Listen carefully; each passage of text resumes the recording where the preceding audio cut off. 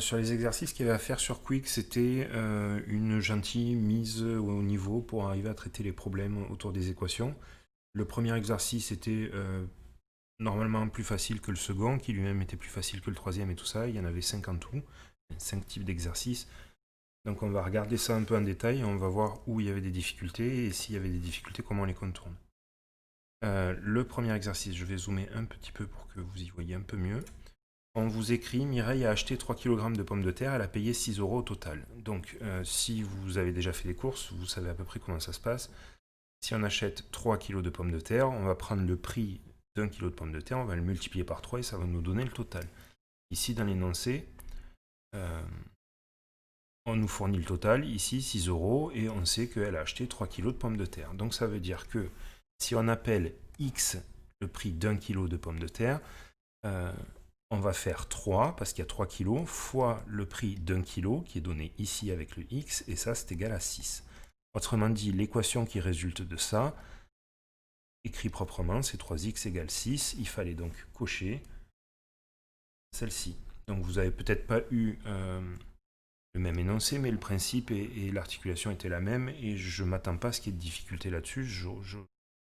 C'est vraiment le plus basique qui soit. On passe à la suite. Un polo coûte 6 euros de plus qu'un jean. On note X le prix du jean. Donc, normalement, il n'y a pas vraiment de difficulté non plus là-dessus, mais je vais y aller peut-être un peu plus doucement. Vous savez qu'un polo coûte 6 euros de plus que le jean. Ça veut dire que si mon jean il coûte 50 euros, ben ça c'est le jean. Le polo, lui, il va coûter 6 euros de plus, donc 50 plus 6, soit 56, et ça c'est le polo.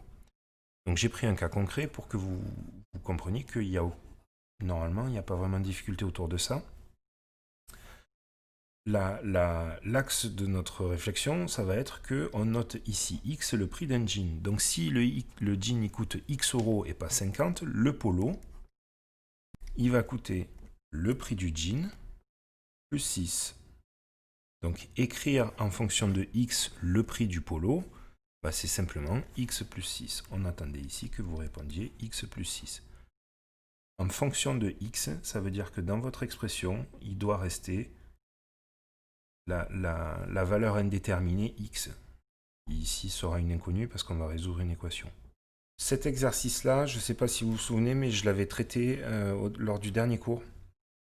Donc je ne vais pas le refaire, surtout qu'il y a quasiment le même qui revient juste après, sauf qu'il n'y a pas les questions intermédiaires. Donc on va s'occuper de l'autre. Si vous avez un souci avec celui-ci, allez voir la vidéo du dernier cours, vous aurez la correction de celui-là. Avec ce problème-là qui va être très classique et vous allez voir que pour la fois prochaine, je vais vous en mettre qui ressemble beaucoup à celui-ci. Donc pour celui-là, on va devoir faire un petit travail préparatoire, on va essayer de décrypter l'énoncé et voir ce qu'on peut apprendre là-dessus. On me parle de John ici, qui a un certain âge X. Donc je sais que quoi qu'il arrive, tout ce qui va suivre, je vais considérer que John, son âge, c'est X. Il habite dans un immeuble, ok, son voisin du dessous a 19 ans de plus que lui. Donc son voisin du dessous, je vais l'appeler voisin 1. Je peux l'appeler autrement, mais ça m'arrange de l'appeler voisin 1. Il a 19 ans de plus que lui. Donc c'est un peu comme le polo tout à l'heure qui coûtait 6 euros de plus que le jean. S'il a 19 ans de plus que John, ça veut dire qu'il a l'âge de John, plus 19. Et son voisin du dessous, ici, son voisin du dessous a 2 fois son âge. Ça veut dire que si je prends l'âge de John pour son voisin du dessous, il va falloir que je le multiplie par 2. 2 fois son âge. Donc 2 fois l'âge de John. 2 fois x, on n'aime pas trop, on va écrire ça plutôt comme 2x. Et si on a fait ça, on vient d'écrire l'âge chacun des personnages de notre histoire avec x dedans. Donc je vais effacer ça parce que c'est la même chose d'écrire 2x et je vais écrire simplement 2x ici. Ok. Et on me dit que AE3, ils ont un âge total de 95. Ça veut dire que si je prends l'âge de John, plus l'âge du voisin 1, plus l'âge du voisin 2, tout ça, ça fait 95. Vous arrivez à comprendre que AE3, ils ont un âge total de 95. Ça veut dire que l'âge de l'un plus l'âge de l'autre plus l'âge du dernier, ça fait bien 95. Et ici, on ne va pas se compliquer la vie. On a John qui va être en vert ici. on va avoir John en vert ici, et donc du coup, John en vert ici, je vais le remplacer par X, parce que l'âge de John, c'est X1, plus le voisin 2. C'est absolument pas indispensable de mettre des couleurs, mais je fais ça pour que ça soit plus visuel. Le voisin 2 en rouge, son âge, comme on l'avait exprimé, c'est X plus 2. X plus 19, excusez-moi. Donc j'ai bien X plus 19, ça c'est l'âge du voisin 1. Je vais le remettre en rouge aussi. Comme ça, on est clair là-dessus. Je vais remettre John en vert. Ok. Et enfin, on a l'âge du voisin 2. Le voisin 2, son âge c'est 2x. Et lui, je vais le mettre en allez, bleu. Donc ici, le voisin 2 qui est ici. Et donc là-dessous, je vais mettre l'âge du voisin 2, c'est-à-dire 2x. Et tout ça, c'est égal à 95. Donc ici, on a une belle équation. Cette belle équation, c'est x plus 19 plus 2x qui est égal à 95. Donc j'irai vérifier ce que vient de me dire Elina en réflexion. Quick vous accepte ça, mais il est censé aussi vous accepter la réduction de cette expression, ce que je vais faire ici, parce que elle n'est pas très jolie comme ça et j'aime pas. On va compter les x. Combien on a de x? On en a un ici, et là on en a 2. Donc en tout, on a 4x. Des nombres tout seuls qui ne portent pas x, il n'y a que ce 19 qui est là. Donc plus 19. Et tout ça, c'est égal à 95. Donc la meilleure réponse que vous puissiez fournir là-dessus, donner une équation qui exprime cet âge total en fonction de l'âge de John, on va pouvoir écrire 4x plus 19 égale 95. Et ensuite, on me demande quel âge a John, donc on va résoudre cette équation. Donc c'est parti, je vais décaler un peu sur le côté pour avoir la place. Notre équation, c'est 4x plus 19 égale 95. On va se débarrasser d'abord du 19 en mettant moins 19. Donc plus 19 qui n'a pas bougé. Je fais apparaître moins 19 pour pouvoir barrer mon plus 19 et mon moins 19. On commence à avoir l'habitude. Est égal à 95. Moins 19 qui vient d'atterrir parce que pour équilibrer, si je le mets là, je le mets là. Ok, donc on se retrouve avec 4x qui est égal à 95 moins 19. Ça fait 76. Encore une fois, si vous ne voulez pas vous le faire de tête, vous le faites à la calculatrice, ça vous permettra de ne pas faire d'erreur. Ici, on a 4x qui est égal à 76. Nous, on veut x, donc on va diviser par 4. Toujours pareil pour pouvoir barrer ce 4. Si on divise par 4 à gauche, on divise par 4 à droite, et ça fait x qui est égal à 76 divisé par 4. Je vais prendre ma calculatrice. 76 divisé par 4, ça fait 19. Donc x, il vaut 19. X, c'était quoi? C'était l'âge de John. Donc qu'est-ce que je viens de trouver ici? Je viens de trouver l'âge de John. John a 19 ans. Et on peut déduire l'âge de chacun. J'ajoute 19, j'aurai l'âge du voisin numéro 1, et je le double, j'aurai l'âge du voisin numéro 2. Ici, c'est pas demandé, donc on ne va pas le faire. Mais je viens de trouver la réponse, la solution de l'équation. Je viens de déterminer la valeur de x qui faisait 4x plus 19 était égal à 95. Du coup, quel âge a John? 19. On va passer aux balles de tennis. Donc cet exercice-là qui s'affiche devant vous, c'est le même que celui que j'ai traité la fois dernière, c'est le même que celui que je n'ai pas fait qui était un peu plus haut tout à l'heure. La différence qu'il y a, c'est qu'il n'y a pas de question intermédiaire. Donc quand je vous ai préparé le devoir sur Quick, j'ai bien fait attention de mettre le précédent avant pour que vous gagniez en aisance pour faire celui-ci. On va essayer de le gérer comme si on n'avait pas vu le précédent. D'accord ? Si on a vu le précédent et qu'on vient de le faire, peut-être qu'on serait allé un peu plus vite que ce que je vais faire là. Un professeur de sport achète du matériel pour ses cours. Il dépense en tout 412 €. Donc première information, ici on vous dit que le total de ce qu'il a dépensé, c'est 412. Il achète 7 ballons de foot. Je vais, dans un premier temps, et ça reprend un peu ce que je viens de dire à Romain par rapport à sa question, je vais essayer de me résumer l'énoncé. On a 7 ballons de foot. il a acheté aussi 4 balles de tennis, donc plus 4 balles de tennis, plus 7 raquettes, donc je vais mettre juste R, 7R, et tout ça, ça fait 412. Donc voilà ce que je viens de lire dans l'énoncé, je viens de le traduire avec une expression vaguement mathématique. C'est pas parfait, mais ça permet de. Vous allez voir que ça va permettre d'accélérer la mise en équation. Ici, on me dit qu'un ballon de foot coûte 1 euro de plus que la balle de tennis. Ça veut dire que le ballon de foot, il est égal à la balle de tennis plus 1 euro. Ok.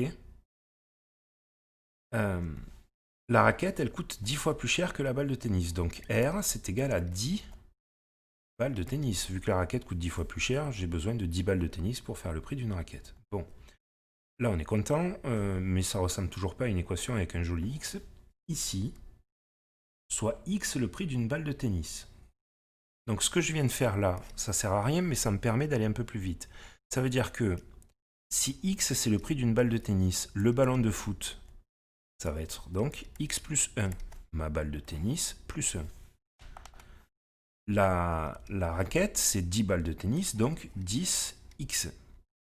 Donc voilà comment je viens de traduire ballon de foot avec X et comment je viens de traduire raquette avec X. Une fois qu'on a ça, on va reprendre cette égalité, qui était la base de mon énoncé, et à la place de ballon de foot, je vais mettre X plus 1. Si j'ai 7 ballons de foot, ça veut dire que j'ai 7 fois le prix d'un ballon de foot. Est-ce que vous comprenez pourquoi je mets des parenthèses ici? C'est 7 fois tout ça. Plus 4 balles de tennis, ça va être le plus simple. 4 balles de tennis, c'est 4 fois le prix d'une balle de tennis. Donc 4 fois X. Et vous vous souvenez, on n'écrit pas le fois parce qu'on peut s'en dispenser. Donc du coup, je vais simplement écrire 4X. Plus 7 raquettes. Donc 7 fois le prix d'une raquette, 10X. Et tout ça, c'est égal à 412 €. On va arranger cette expression et la réduire au maximum. Donc, si je dois réduire au maximum cette chose-là, on va devoir faire appel à un processus qu'on a appris dans le calcul littéral. Je vais devoir développer cette expression en distribuant le 7 sur le x et sur le 1. 7, il est multiplié à tout ça, je ne peux pas calculer l'intérieur de la parenthèse, donc ça va faire 7 fois x, 7x, ma première flèche bleue, plus 7 fois 1, ça fait 7. Et tout le reste, alors enfin, du moins 4x, il ne va pas bouger, et 7 fois 10x, on ne va pas trop s'embêter avec ça, ça va faire 70x. Et tout ça, c'est égal à 412. Donc on a bien avancé, mais avant d'avoir une expression qui s'apparente à quelque chose de parfait, on va devoir réduire. Donc je vais prendre les termes en x que je vais colorier en bleu. J'en ai 7 ici, 4 ici, et 70 ici. Donc on va faire 7 plus 4 plus 70, ça fait 81x. En tout, il y a 81x dans cette expression, plus 7 qui n'a pas bougé là, qui était là, est égal à 412. Ben voilà notre équation la plus compressée possible. Donc on va pouvoir écrire 81x plus 7 égale 412. Bon, je cache le sondage parce que peut-être qu'il vous pollue un peu l'affichage. Donc je cache le sondage et je continue. On vient de répondre à la première question. On va répondre à la suivante. La suivante, c'est combien coûte une balle de tennis? Nous, ce qui définissait notre balle de tennis, c'était x. Donc en fait, on me demande de trouver la valeur de x. Autrement dit, on me demande de résoudre l'équation. Donc on est parti. Je vais me décaler parce que j'ai plus besoin de l'énoncer maintenant que j'ai cette formidable équation. Et on va y aller avec 81x plus 7 est égal à 412. On va se débarrasser du plus 7 en premier en faisant apparaître un moins 7. Ça me permet de barrer. Je vais le remettre en rouge. Comme ça, vous gardez l'habitude visuelle. Est égal à 412, et je suis obligé d'ajouter moins 7, vu que je l'ai ajouté à gauche, pour équilibrer. Donc ça va faire 81x qui est égal à 412 moins 7, ça va faire 405. Parfait. On veut juste x, donc vu que 81 est multiplié à x, on va diviser par 81. Ça me permet de barrer les 81 qui sont là et du coup de n'avoir plus que x. Et 405 divisé par 81, je prends la calculatrice. Ça fait 5. J'aurais pu le faire de tête. Donc ici, on a 5. Voilà la solution de notre équation, x vaut 5. Ça veut dire que dans cette case-là, combien coûte une balle de tennis? On va répondre 5 € et puis c'est gagné. Si jamais on était sur notre cahier et un problème, on écrirait une balle de tennis, parce que c'est la question qui est posée, coûte 5 € et basta. Donc, vous vous rendez compte que c'est plus ou moins le même mécanisme à chaque fois. On traduit l'énoncé, on arrive à créer une équation, on la réduit. Une fois qu'on a l'équation réduite, on vous demande de la résoudre. Et puis c'est tout. Hein. C'est pas un processus qui est nécessairement simple, il y a son lot de difficultés, ça demande une certaine habitude. Mais vous avez en face de vous à peu près tous les ressorts qui interviennent là-dedans. Donc pour la fois prochaine, je ne vais pas vous mettre des exercices sur Quick, je vais vous mettre des exercices que j'ai pris dans votre livre. Donc si vous avez le livre sur École Directe, je mettrai des références directes au... Je vais vous le montrer. Je mettrai des références directes à la page et à l'exercice. Pour ceux qui ne l'ont pas, je vous les ai pris en photo et ça sera sur un PDF qui sera sur École Directe. Donc pour vous les montrer là, ils sont ici. Il y en a un certain nombre, mais il y en a un qui est facultatif. Je vous invite à le faire. Je l'ai mis facultatif parce qu'il est un peu plus costaud que les autres. Donc voilà, ils sont donnés ici et le 25 page 123 est facultatif. À mon sens, c'est le plus rigolo de tous, mais voilà. Il y en a qui sont très courts, donc ceux-là sont pas très longs. Vous verrez ça tranquillement. Et on les corrigera la fois prochaine. Faites-les sur votre cahier avec un maximum de sérieux. Vous verrez que parfois on vous prend la main et on vous aide. Je veux que vous les cherchiez. Si on veut être un peu efficace à la correction, il faut que vous ayez eu la motivation de les chercher un minimum ou un maximum.